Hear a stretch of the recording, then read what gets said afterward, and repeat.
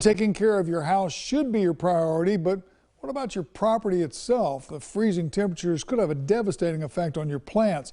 But as News 13's Alex Schley tells us, there are some simple steps that you can take to protect your garden.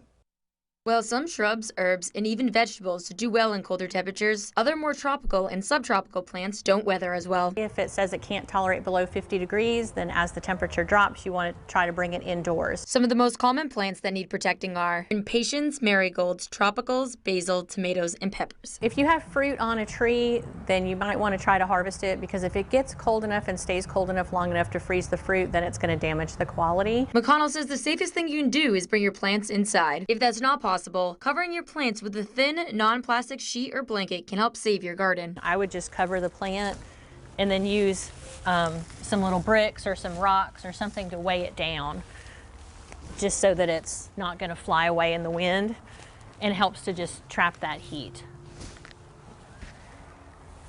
And then when the sun comes out the next day, I want to make sure to remove it so it doesn't get too hot. A common mistake people make is securing the covering around the plant like a lollipop. This prevents the heat that's coming up from the ground from reaching the plant.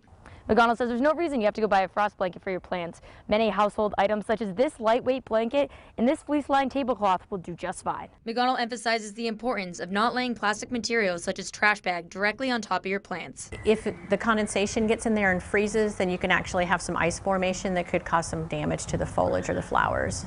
If your plants are hurt by the cold, McConnell says not to oversaturate them with regrowth products. Instead, the best thing you can do is make sure they have an adequate amount of water. From Panama City, Alex Schley, News 13, Panhandle Strong.